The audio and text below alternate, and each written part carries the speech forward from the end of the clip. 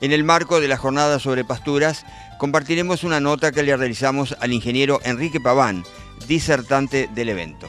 Bueno, respecto a la jornada, creo que fue una jornada muy positiva.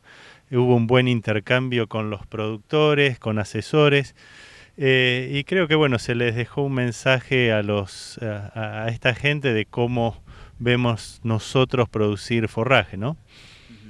Yo recién comentaba y le hice una nota a Oscar Di Marco, hablando un poco de, digamos, del nivel de la gente que fue a Puerto Madero. Productores de grandes dimensiones, en cabezas de ganado, digamos, en proporciones interesantes. Eso también realza, ¿no es cierto?, la importancia de la convocatoria, ¿no? Creo que sí, digamos, son productores en general, creo que fueron productores que están haciendo, que quieren hacer las cosas bien. Más allá de por ahí del tamaño de la explotación y eso, creo que lo importante es que quieren progresar y que ven, bueno, que el manejo del pasto es clave en el sistema productivo de ganadero, ¿no es cierto? Enrique, tu disertación, ¿en base a qué estuvo girando o llevada a cabo? Sí, bueno, nosotros lo que presentamos, digamos, el grupo mío, y yo fui la cabeza un poco a presentar, lo que estamos tratando de demostrar es que realmente la teoría puede ser aplicada en sistemas reales. Nosotros estamos buscando de aplicar todo lo que es las tecnologías que se desarrollan acá en el Departamento de Producción Animal, y en este caso hicimos énfasis en lo que es producción de pasturas, que nosotros lo vemos como una herramienta fundamental para producir carne de calidad.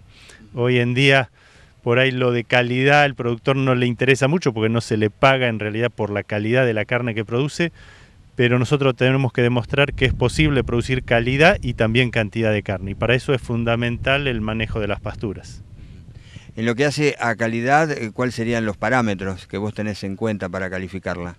Nosotros básicamente en lo que hace a calidad apuntamos a evaluar color de la carne, que es un aspecto fundamental que usamos como consumidores cuando vamos a comprar la carne. Elegimos en base al color que vemos de la carne y de la grasa, la terneza, que la define una vez que consumimos la carne, y también lo que nosotros tratamos de evaluar es darle importancia al impacto que tiene la carne sobre la salud, y para eso evaluamos contenido de grasa y la composición de la grasa de la carne.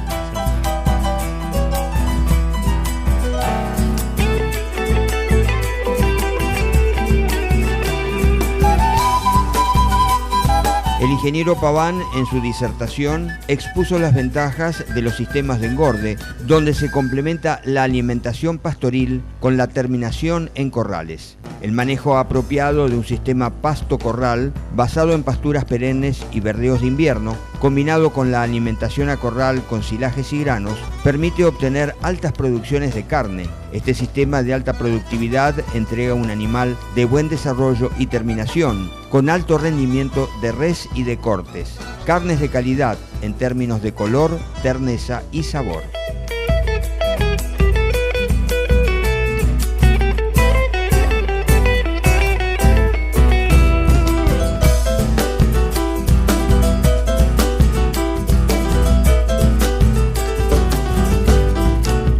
El alimento influye en el sabor de la carne. Hay diferencia entre lo que es carne de pasto y carne proveniente de encierre a corral. Depende la duración del encierre, depende qué comió el animal antes del encierre, qué tipo de pasturas. Eso influye en el sabor, influye en la composición de la grasa, que eso influye en el impacto que puede tener después la carne en la salud nuestra.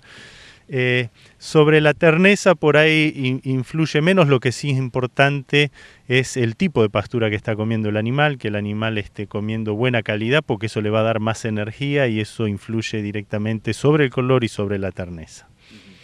Y lo que tiene que ver con, digamos, la posmaduración de la carne luego de la matanza, el periodo post-mortem hasta el momento del consumo. El periodo post-mortem es fundamental, digamos, en la medida que nosotros dejamos la carne madurar, y madurar es dejarla entre 0 y 2 grados durante digamos, el periodo de tiempo que se pueda. Digamos, cuanto más extenso ese periodo, mejora sustancialmente la terneza. Puede mejorar hasta en un 50% si la dejamos hasta 14 días. después en la medida que se deja más tiempo no va a haber cambios mucho más grandes en lo que es terneza, ¿no? Pero esos 14 días, hasta les diría, bueno, la diferencia más grande se da en periodos cortos.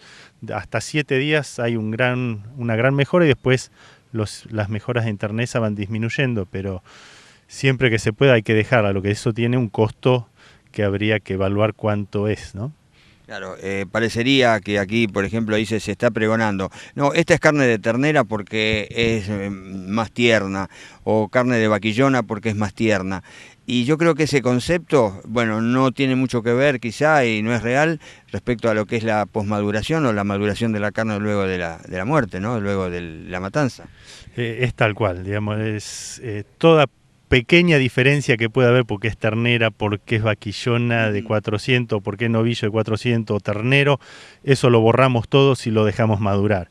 Y bueno, nosotros hemos hecho trabajos acá que evaluaban pesos de faena, vaquillona de 300 kilos contra vaquillona de 400 kilos, que normalmente la consideramos vaca cuando se comercializa, no da diferencias en terneza, y la terneza mejora en los dos casos sustancialmente si la dejamos madurar. O sea que la maduración es fundamental para tener carne tierna, ¿no?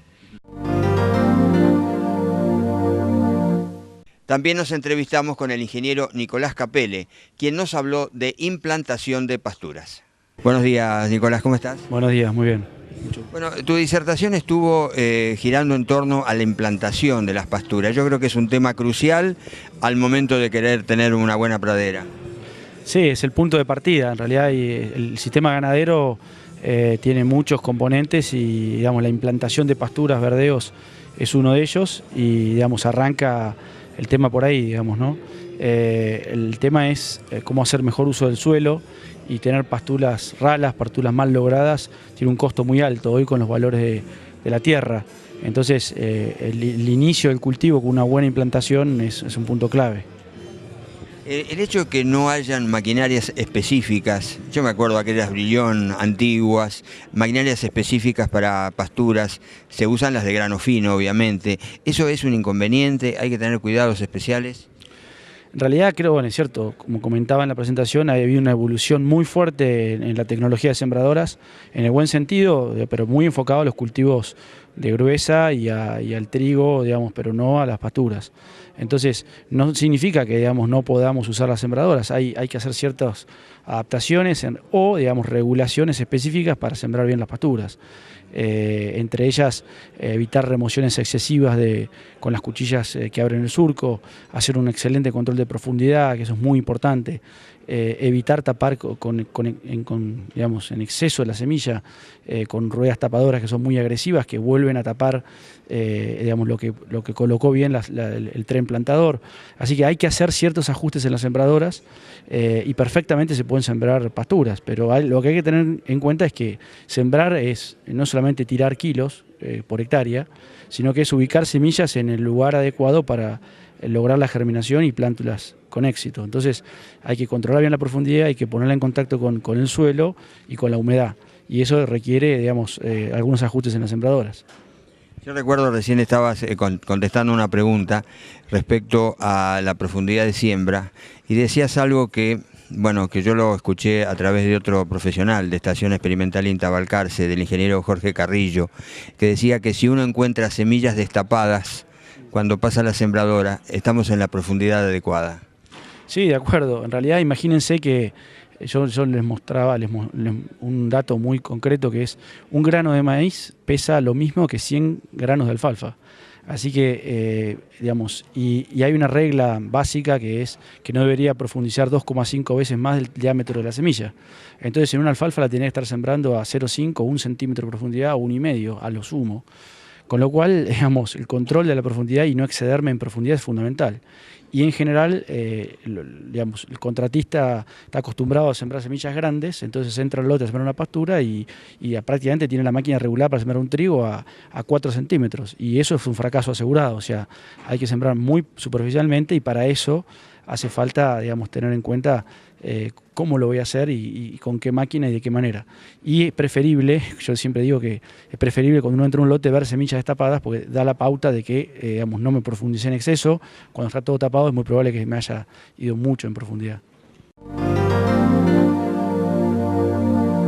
Respecto a la siembra directa y siembra convencional, bueno, viendo qué tipo de suelos. Por ejemplo, suelos aquí del sudeste bonaerense, de la zona de Balcarce, General Pueyrredón, General Alvarado, suelos profundos, suelos pesados. ¿Siembra directa o siembra convencional de pasturas? Es una buena pregunta, me parece que no tiene una única respuesta.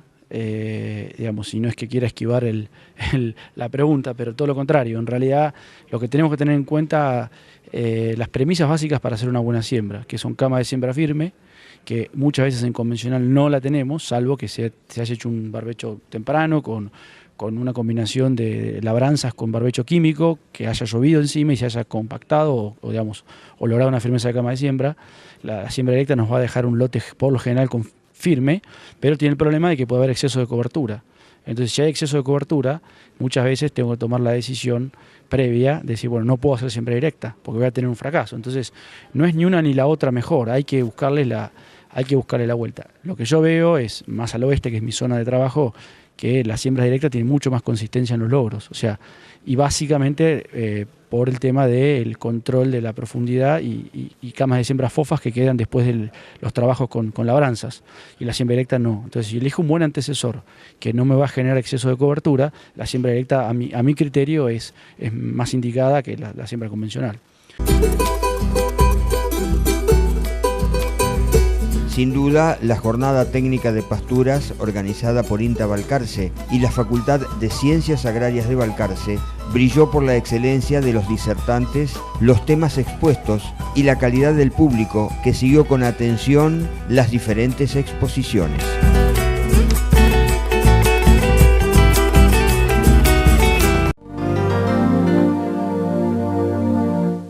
Hacemos una nueva pausa y ya volvemos.